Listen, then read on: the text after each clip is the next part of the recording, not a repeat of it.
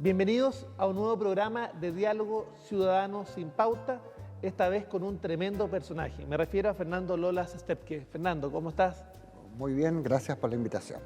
Fernando nació en Santiago, cursó sus estudios secundarios en el Liceo Alemán de esa ciudad, estudió Medicina e Historia en las universidades de Chile y de Heidelberg, en Alemania, realizó estudios de posgrado y trabajos profesionales de investigación en el campo de la psiquiatría, neurociencias, la medicina psicosomática y la psicofisiología en Alemania, Inglaterra y Estados Unidos.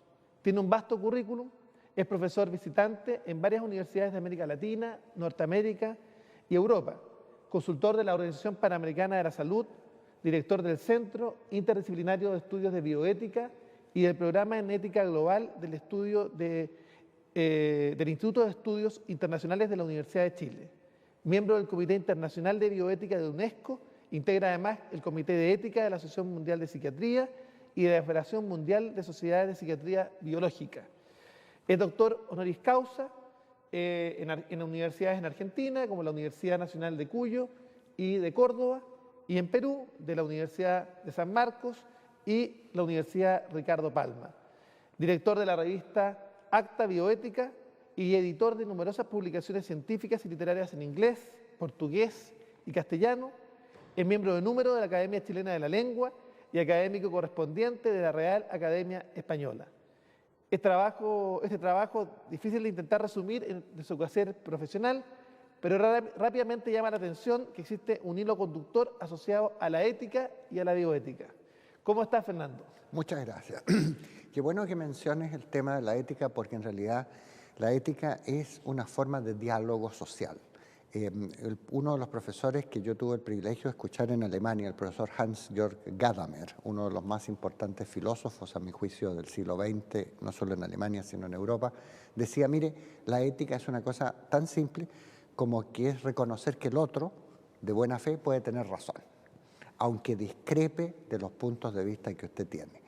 Este sistema dialógico es lo que ha constituido, como tú muy bien has señalado, el hilo conductor de mi trabajo de investigación, porque la psiquiatría también es eso, es una forma de interpretar al otro, de interpretarlo en sus dolencias, en sus formas de comportarse, en sus perspectivas vitales. Y también en la investigación científica, que es una forma de diálogo no solamente con las situaciones presentes, sino que toda forma de investigación científica se refiere al mundo futuro. No investigaríamos en ciencia, no habría física, no habría química, no habría biología, si no se pensara que el mundo puede ser mejor gracias a la ciencia. ¿Y por qué es tan necesario entonces en ese mismo contexto la perspectiva? Yo creo que una de las mejores maneras de anticipar el futuro, y esto no es idea original mía, sino que la dijo alguien, es inventarlo. O sea, la prospectiva no solamente es quedarse expectante a lo que va a ocurrir pasivamente, sino inventar el futuro. Y en ese plano le cabe no solo a los científicos, también a los políticos, una tarea muy importante de articular las fuerzas que hoy día percibimos, y a veces podemos equivocarnos. De hecho, mirando la historia de algunos países europeos, uno se da cuenta cómo se equivocaron las sociedades enteras sobre el rumbo que iba a tomar su comunidad, pero lo mejor es inventar el futuro en lugar de esperar a que ocurra. Muy bien. Ahora, ¿por qué elegiste la bioética como el campo de estudio?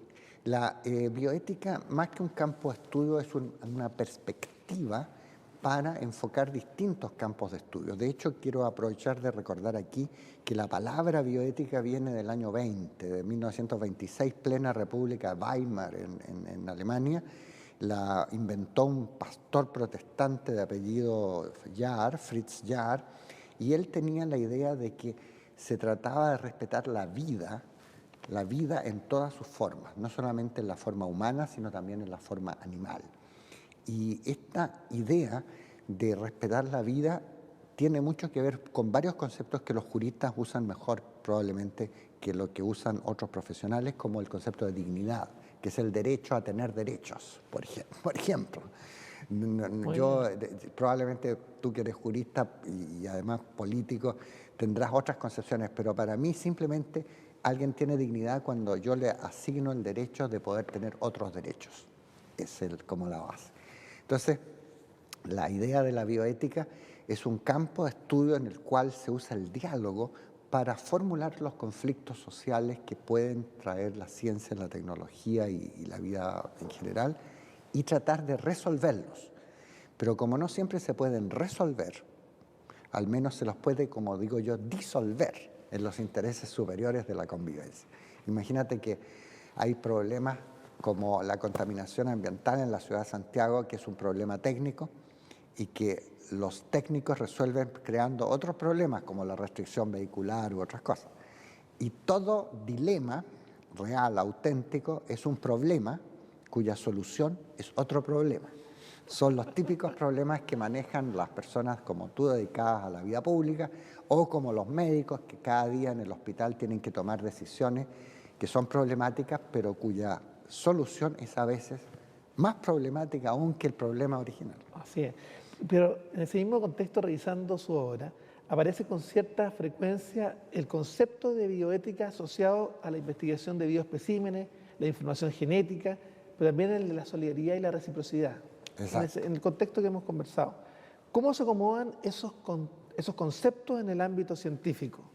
Bueno, en primer lugar yo diría que los conceptos clásicos de la bioética de Estados Unidos se formaron a propósito de casos muy graves que remecieron la conciencia pública de mal uso de la ciencia. Tomemos el caso de los médicos nacionalsocialistas que fueron enjuiciados en Nuremberg después de la Segunda Guerra Mundial. Tomemos el caso de temas interesantísimos de abuso de la ciencia en Estados Unidos también, pero los conceptos de solidaridad y reciprocidad no están generalmente en la conciencia pública. Yo diría que la solidaridad existe en dos formas. La primera es la forma que llamaría yo horizontal. Esto no lo digo yo, sino que Durkheim, el famoso sociólogo francés. La solidaridad horizontal es la solidaridad que tenemos con nuestros pares, con nuestros vecinos, con las personas que son iguales a nosotros. Pero existe una forma de solidaridad que Durkheim llamaba vertical, que es la solidaridad con nuestros líderes, con las personas que tienen no solo autoridad, sino también liderazgo. En esta materia hay que distinguir claramente entre la autoridad y el liderazgo. El liderazgo es algo que uno acepta de buen grado por alguien que tiene una posición superior. Entonces hay una solidaridad respecto a quienes nos gobiernan, a quienes nos dirigen, que es importante de tener presente. Y en el caso de la ciencia, tiene que ver también la solidaridad con el trabajar para los demás. De hecho, hay una parte de la actividad científica que es muy solidaria en el sentido de generar conocimientos que puedan permitir a otras personas vivir mejor. Respecto de la reciprocidad fue un concepto que se puso de moda en la época, particularmente se pone de moda en la época de las tensiones sociales, llamemos guerras, revoluciones, donde la vieja expresión latina do ut des, doy para que des, se transforma de alguna manera en una frase positiva.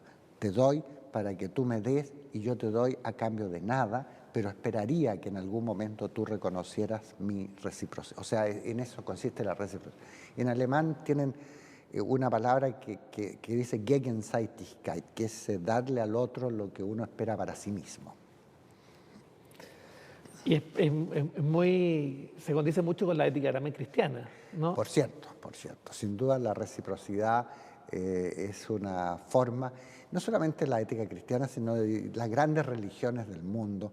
Yo creo que todas tienen en alguna forma la reciprocidad, el bien al otro. No hay que olvidar la parábola del buen samaritano, que está en uno de los evangelios, como aquella que nos indica hacer el bien sin necesidad de esperar que nos lo retribuyan, pero en el fondo, si no hubiera nunca retribución, la sociedad no funcionaría. Tratar al otro como me gustaría que me tratasen a mí. Exactamente, es la regla de oro de muchas religiones orientales. Tú has hablado de solidaridad y reciprocidad, de alguna manera entremezclado o articulado con los conceptos de bioética. Pero para que haya solidaridad y reciprocidad también tiene que haber confianza. Y en nuestro país hay una crisis de confianza instalada. ¿Qué crees que debiéramos hacer en Chile finalmente para primero recuperar esa confianza y generar un proyecto colectivo de país? Claro, la confianza se basa, a mi juicio, en dos aspectos fundamentales. La primera es poder anticipar lo que el otro va a hacer. Si yo sé lo que tú vas a hacer o lo que tú piensas hacer, puedo desarrollar un cierto grado de confianza, confiabilidad, como quieras llamarlo. Y la otra razón es que ¿por qué se ha perdido la confianza en algunas instituciones? Digámoslo francamente, la Así es. política, por Sí. ejemplo. El Congreso. Claro. Y yo distingo ahí dos conceptos que están relacionados pero diferentes. Uno es el concepto de representación y otro es el concepto de representatividad. El concepto de representación significa que una persona puede ser representante de un grupo sin pertenecer a ese grupo. Puedo yo tomar la bandera de otros y decir, mire, los voy a representar, confíen en mí, lo que hace el abogado cuando le dice al cliente, por favor, deme su poder para yo hablar. Poder o mandato.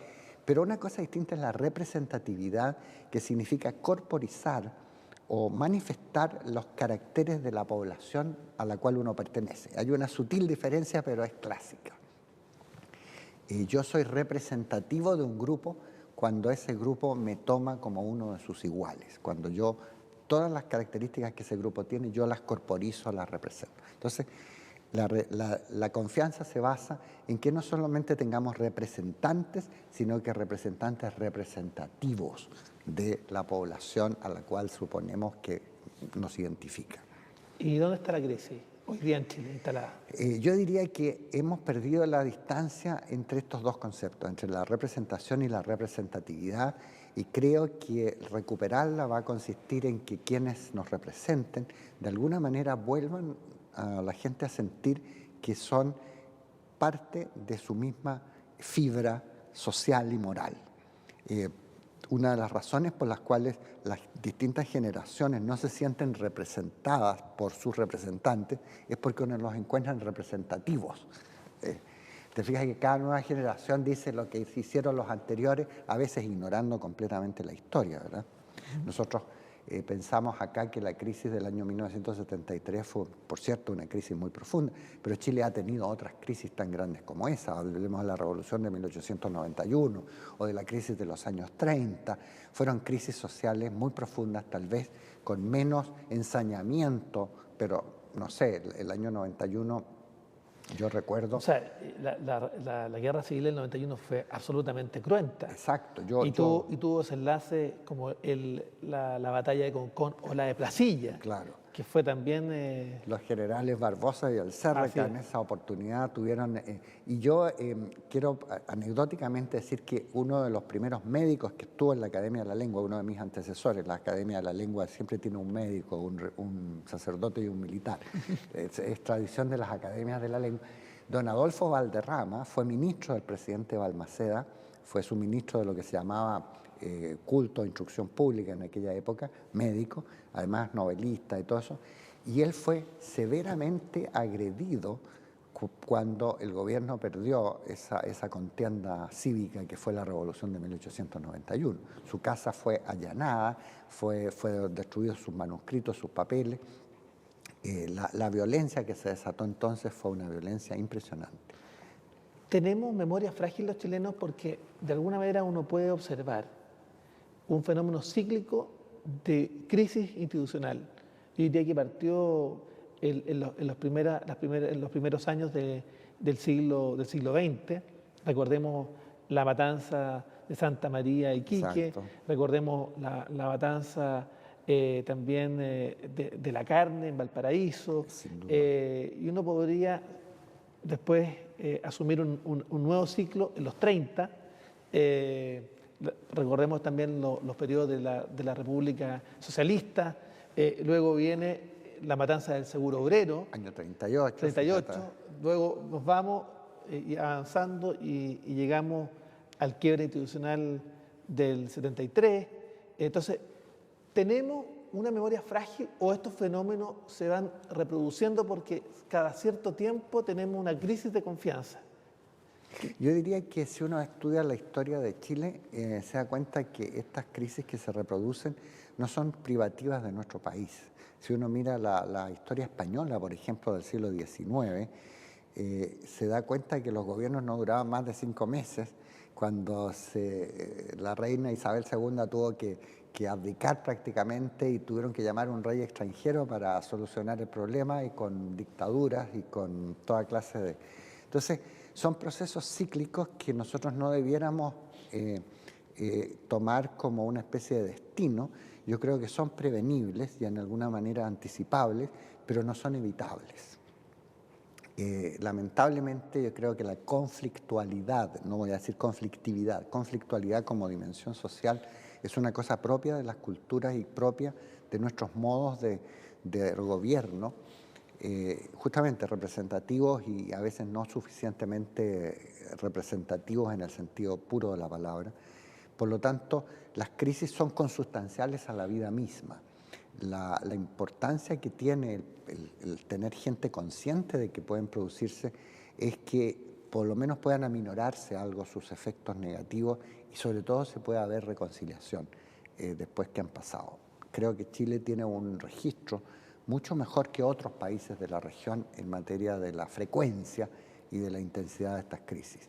Y respecto a la conflictualidad, ¿influye también el estado de salud psíquica de los chilenos? Porque todos los índices internacionales hablan del alto grado de estrés psicológico en la cual viven los chilenos. De hecho, de acuerdo a los índices de medicación, por ejemplo, de los santellinos, uno podría sostener que lideramos sin lugar a duda respecto de las grandes capitales del mundo. Sin duda, sin duda. El uso de medicamentos de los llamados antidepresivos en Chile es probablemente mayor que en otros países y también existe todo un mercado paralelo negro de venta de medicamentos psicotrópicos que es interesante de observar porque la gente ve en esos como panaceas que le van a permitir vivir mejor. Sin duda que hay dos temas que aquí son relevantes de discutir. Primero, si efectivamente tenemos más estrés ahora que antes, lo cual yo creo que los que viven en la ciudad de Santiago y en las grandes ciudades chilenas como Valparaíso, Concepción, experimentan mucho mayor tensión en la vida diaria, pero al mismo tiempo diagnosticamos mejor. No hay que olvidar que hoy día estamos mucho más atentos con nuestros sistemas diagnósticos a las menores señales de incomodidad o insatisfacción o menoscabo que la gente pueda sufrir. Entonces, también la gente tiene un umbral mucho más bajo de resistencia, por así decir, a la perturbación o a la molestia psicológica. La búsqueda de la felicidad, que de alguna vez se ha tornado una especie de leitmotiv de los chilenos, pero por otra parte, la desconexión con la realidad que les toca vivir y con la conciencia de los procesos sociales que estábamos hablando, que de alguna manera generan la incapacidad de visualizar la conflictividad o conflictualidad de las sociedades. ¿Tiene algo que ver? ¿Hay alguna relación en esto? Bueno, tú sabes que el concepto de felicidad es un concepto muy escurridizo y los griegos hablaban de eudaimonía, o sea, de vivir bien, o sea, no solamente vivir en un estado de plenitud, de euforia, por así decir. No hay que confundir la felicidad con la euforia, ¿no? Que es un estado ya de una felicidad extrema, sino que más bien la felicidad depende de saber adaptarse a las condiciones reales de la vida que a uno le tocó vivir. El concepto de calidad de vida que la Organización Mundial propuso en su momento consistía precisamente eso, el estar, no te diré satisfecho, pero sí bien instalado en la posición que a uno le tocó en la vida, de tal manera de no tener expectativas exageradas ni expectativas demasiado bajas, unas expectativas razonables. Ahora, ¿cómo se obtiene ese grado de equilibrio entre las expectativas reales, lo que es posible obtener, y las expectativas irreales? Es un problema que depende de la educación. Nosotros hay un famoso bioeticista de Estados Unidos que se llama Daniel Callahan, que ha escrito un libro que yo siempre cito que se llama en inglés False Hopes, Falsas Esperanzas, donde él sostiene la tesis de que la medicina moderna nos ha convencido en la práctica de que es capaz de hacerlo todo, de que vamos a anular la vejez, de que vamos a anular la muerte, de que vamos a anular la discapacidad. Y esa es una expectativa irreal. Y en salud, como en educación, nos produce el problema permanente de que la oferta genera más demanda. Mientras más salud le das tú a una población, más salud va a demandar esa población. Así es. Lo mismo pasa con la educación. O sea, Son demandas ilimitadas. La demanda es infinita e ilimitada, y yo creo que la clave de la felicidad es tener unas demandas razonables. Y yo creo que educar a la población para que no le pida a los sistemas sociales más de lo que los sistemas sociales pueden dar sería una buena receta. También se está dando en nuestro país, de alguna manera, cambios demográficos. Y tú has sostenido respecto al aumento de la población adulto mayor, que es un desafío ético y genera necesidad de diálogo. Y tú has hablado que es necesario enfocar los problemas actuales bajo nuevas ópticas. ¿Cómo se logra esto? Bueno, yo diría que el aumento de la composición, el cambio en la composición etaria de la población, en que vamos a tener una pirámide invertida, si la gente de más edad va a ser mayor proporcionalmente a la gente de menor edad, nos va a proponer dos desafíos. El primero es que por primera vez en la historia de nuestros países vamos a tener personas muy, muy jóvenes conviviendo con personas muy, muy viejas. Y eso es una distancia etaria que no solamente es por número de años, sino por experiencias vitales. Las personas que vivieron a través de la guerra de Vietnam son distintas de las personas que vivieron a través de la Segunda Guerra Mundial, o sea, es un problema de cohorte. Y en segundo lugar, cómo tratar dignamente a las personas que son adultos mayores. Cuando uno conversa con adultos mayores, para mí es un eufemismo poco feliz, pero digamos viejos y viejas, todos vamos hacia allá y no tenemos por qué usar eufemismo. Lo que más la gente teme no es la muerte, teme la dependencia. Teme la dependencia ya sea del Estado, que el Estado benefactor, el filantrópico, como decía Octavio Paz, no siempre es tan filantrópico, sino que más bien ogro, y que uno dice me va a cuidar, pero me va a cuidar de una manera impersonal. Me va a cuidar de una manera anónima. Voy a morir en el hospital rodeado de cables, me van a tratar bien hasta el último, pero voy a estar solo sin mi familia. Y el segundo hecho interesante es que a pesar de todo lo que uno pueda decir en relación con eso, el depender, el necesitar de otros es una tensión muy fuerte que le viene a uno con la edad. La mayor parte de la gente lo que más te cuenta a ti es que lo que temen es tener que depender del sistema de salud de turno, del sistema de previsión social. Y si tú conversas, y me imagino que tú lo haces muy a menudo por tu trabajo, la principal preocupación de las personas que envejecen es su previsión. ¿Cómo voy a estar yo en 10 años más? Y que hoy día está en el centro del debate. Está en el centro del debate, y cualquier idea que al respecto se pueda proponer que tranquilice a las personas es una idea favorable ya por el solo hecho de tranquilizarlas. Tú has propuesto un nuevo estatuto relacional que facilite la convivencia y la haga adecuada entre jóvenes y adultos mayores. ¿En qué principios debiera basarse ese nuevo estatuto relacional?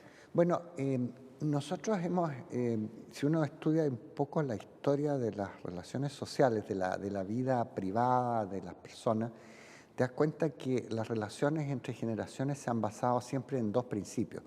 Uno es el principio del respeto, por el cual se supone que uno debería respetar a las personas con más experiencia. Pero resulta que la experiencia es intransferible. Nos hemos dado cuenta que lo que te dice tu abuelo te sirve interesantemente como una especie de anécdota, pero no te sirve para tu vida real. En cambio, si uno respeta las personas porque han vivido más, porque han tenido otras experiencias. Y el otro es el principio precisamente que hablábamos antes, de la reciprocidad.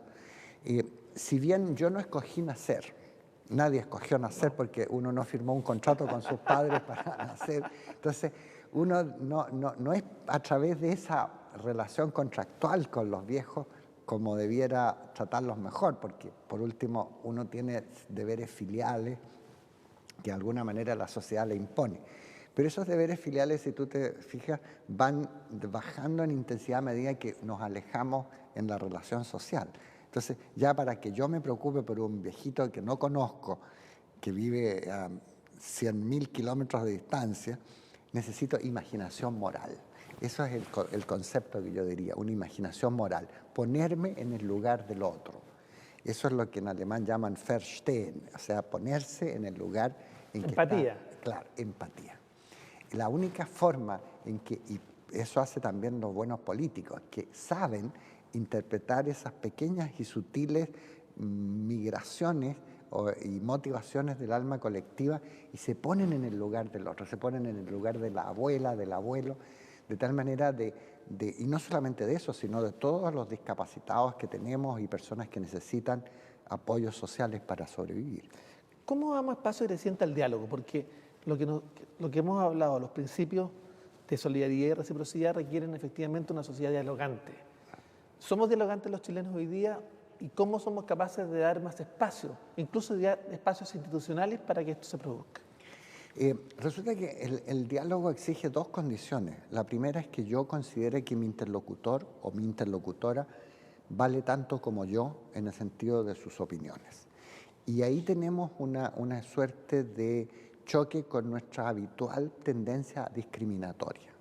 Yo tendo a desautorizar la opinión de otras personas porque, bueno, me parece que porque étnicamente, genéricamente o cualquier otra forma de variante.